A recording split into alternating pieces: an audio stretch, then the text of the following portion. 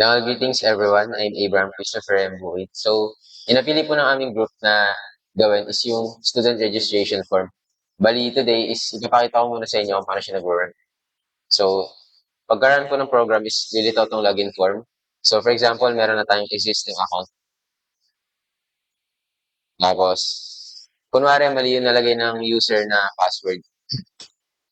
May lalabas po dito na parang error na pop-up message na invalid yung username or yung password. Then, kapag tama naman yun na ay na password, mag-appear siya dito. So dahil meron ng existing account, lalabas yung info dito which is yung full name, age, sex, and such yung mga nakalagay pa dito. Next naman, pakita ko kung paano makapag-sign up. Bale, ito yung registration form. Pagka-click ng sign up, dito lilitaw.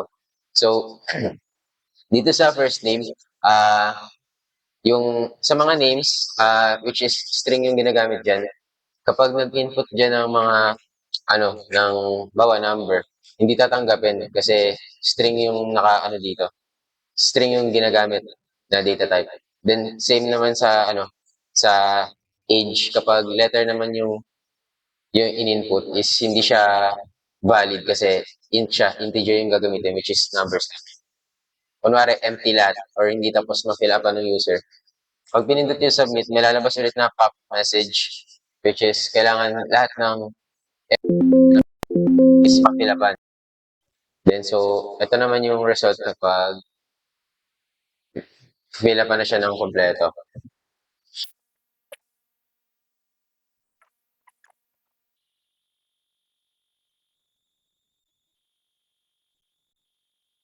Dahil, kapag may kulang na input yung user, which is itong dalawa, yung sex at hobbies, i-specify niya kung ano yung hindi mo panayin. So, bali dito sa sex, isa lang yung pwede mong pamilian. Bali, for example, ako, male. Bali, ito na lang yung natitira yung sa hobbies. Try natin to. I-select natin lahat. Ayan, kapag natapos na tayong fill up lahat is pwede na tayong pwede natin ma-login yung ginamit nating account which is yung ginawa natin dito. So try natin siya i-login. Ayan, lumabas na yung details na in-input natin kanina which is yung full name, age, sex, yes, yung hanggang address. Ayun lang.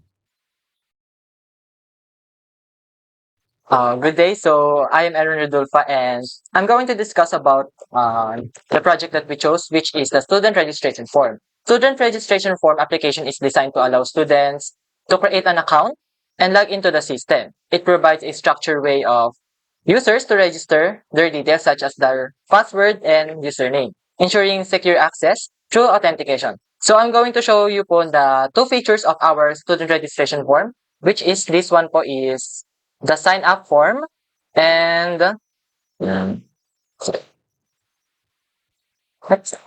this one po is the login form. So ito po yung login form and makikita naman po natin yung mga other components such as the JLabel, JText field, and JButton. In this one po, ito pong button na to, once na clinic po natin siya po yung nag-check kung tama po yung in-input natin sa username or password. So, in this one naman po, if we don't have an account po and pipindutin po natin to and makikita po natin yung mga details na kailangan natin ilagay bago po tayo makaka-create account. Once we click submit po, and pwede na po tayo mag-login dun sa mag-login dun sa login form.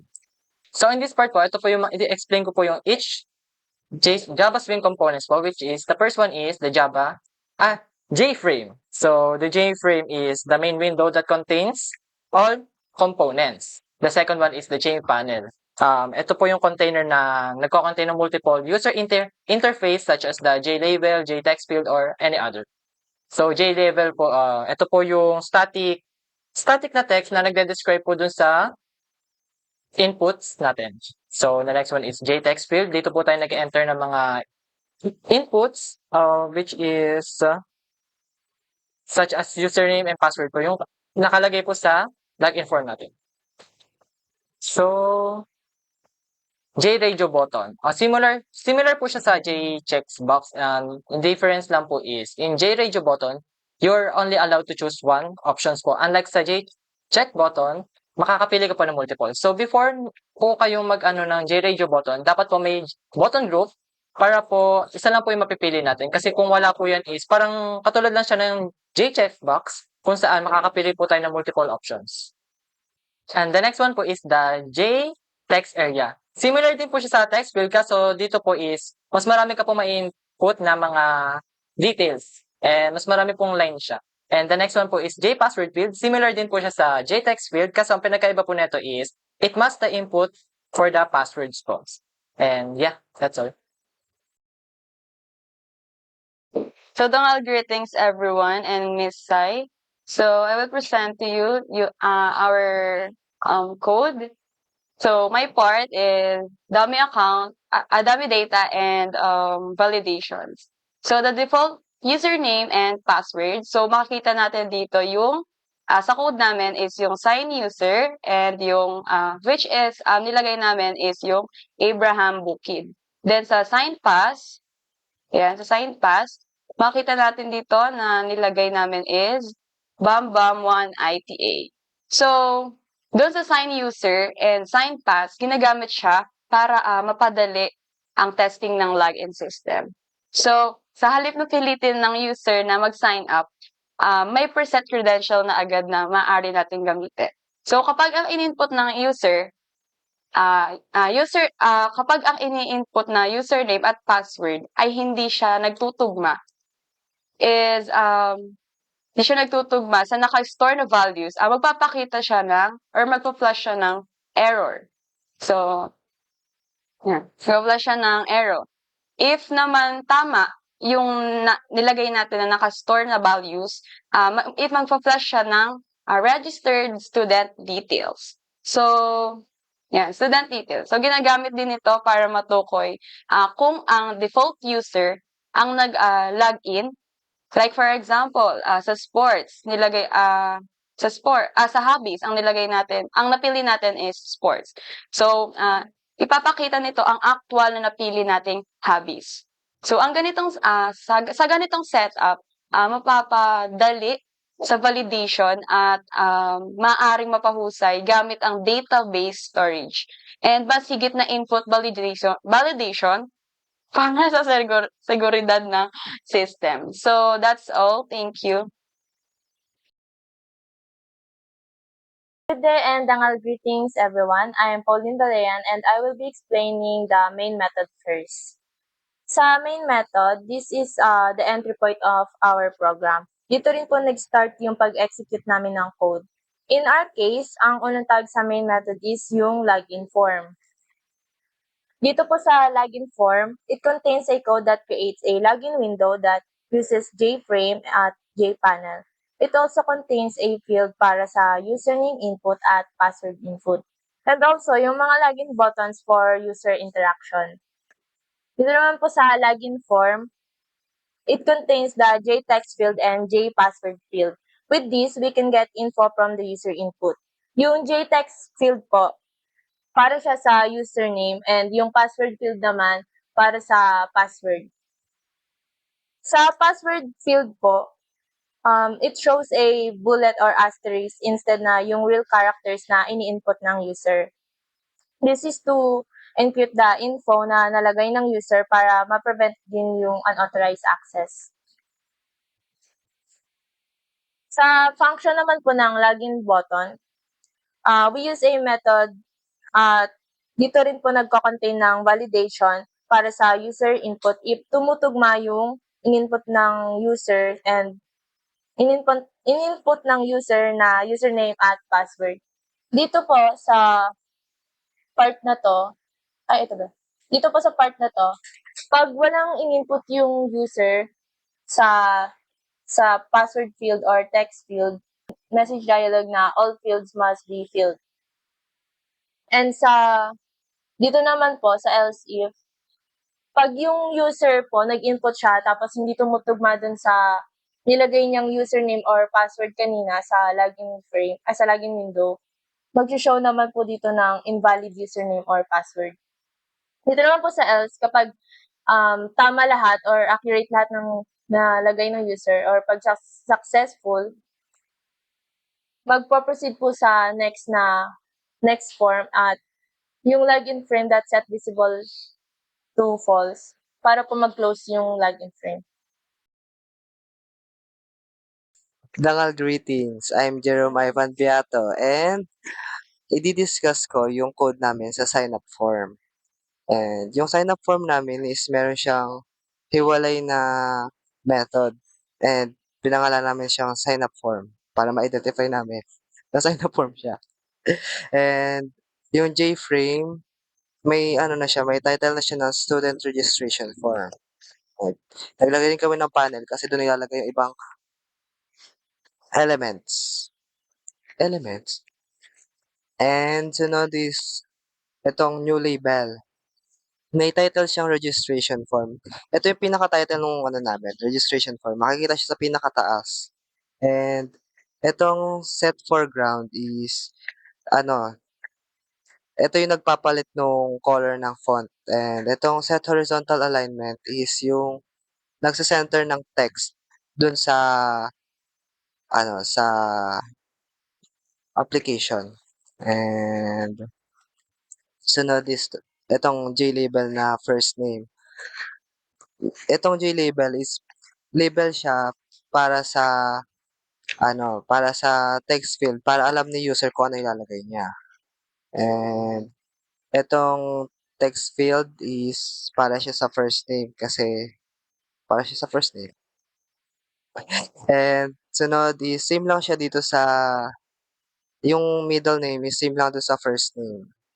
Ganon din sa last name. And sunod is sa sex. Yung sa sex, meron kami dito radio buttons, which is yung male, female, and prefer not to say. Pwede mamili dito si user kung ano yung niya, yung sex niya. And etong button group, para para yung pagpipilian ni user is isa lang.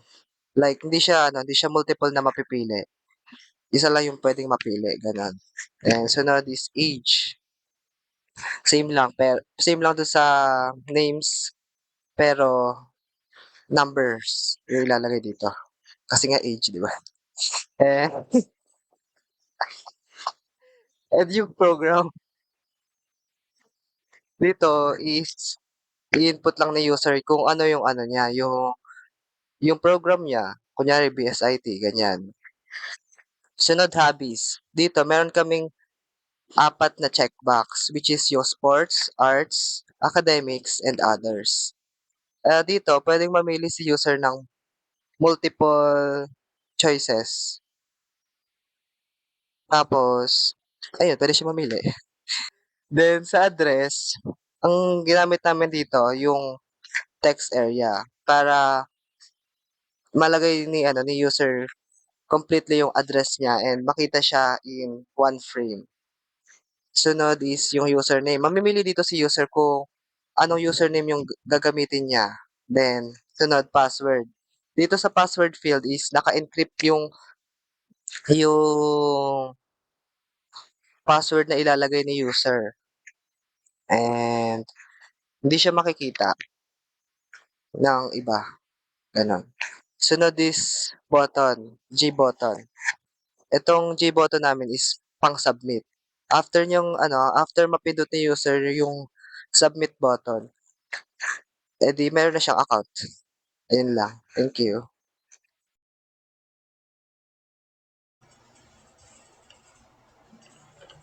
The validation code in the sign-up form checks user input during registration to make sure it is correct and comprehensive before submitting. The program gathers and trims input from text fields such as first name, middle name, last name, program, and age, address, username, and password. When the submit button is clicked, it also uses radio buttons and checkboxes to verify gender, such as male, female, or prefer not to say. and then the hobbies such as sports, arts, academic, or others. To ensure that no required field is left empty, it first uses the isEmpty method, displaying all fields must be filled when anyone are. When at least one hobby and exactly one are not selected, thus is selected method throws an error.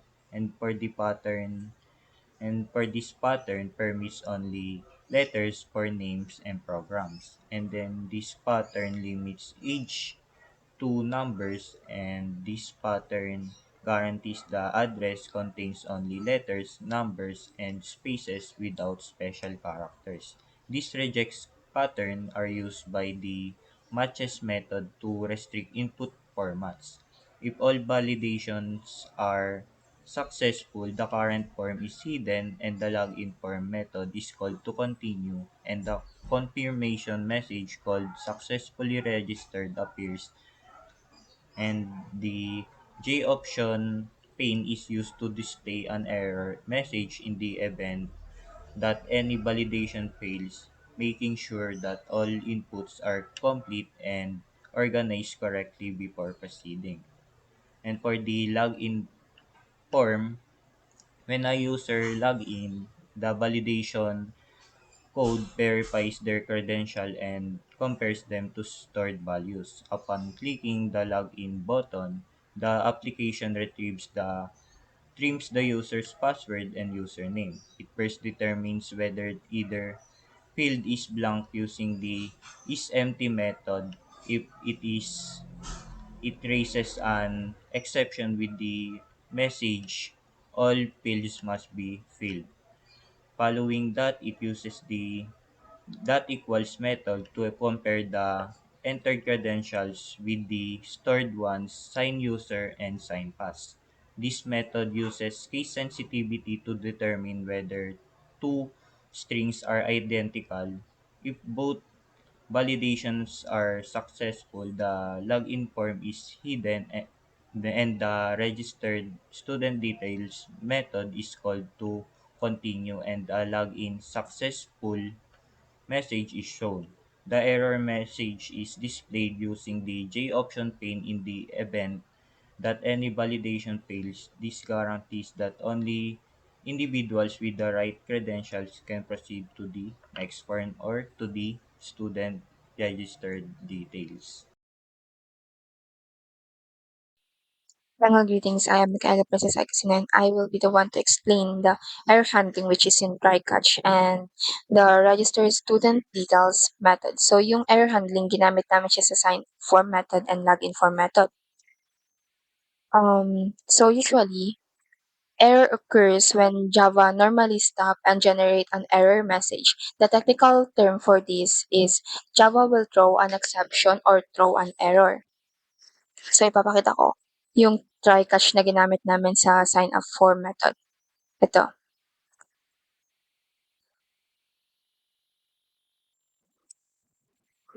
So yung try sa part ng try catch, yung try statement, it allows you to define a block of code to be tested for errors while it is being executed.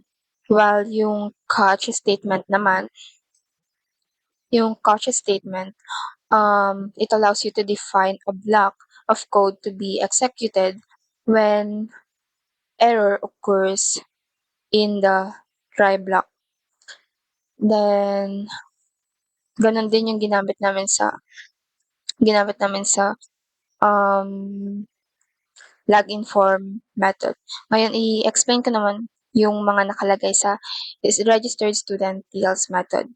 Ang pinaka-components na ginamit is yung JFrame, JPanel, JLabel, and JText area. Sa JText area, nakalagay yung mga details info na nilagay or in-input ng user, which is i-call sa global variable, then magdi-display na siya sa JText area.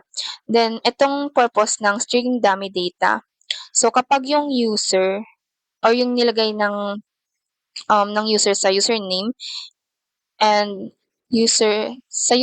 password is accurate from the default data na nakalagay sa program.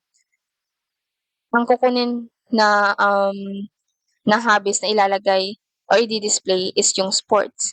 Kapag naman hindi tugma sa Abraham Brookid yung username at hindi tugma sa Bambam1 ITA yung password, which is yung dummy data, ang lalabas na input from user sa hobbies sa JTEX area is yung sinelect nilang hobbies from J checkbox. That's all po. Thank you.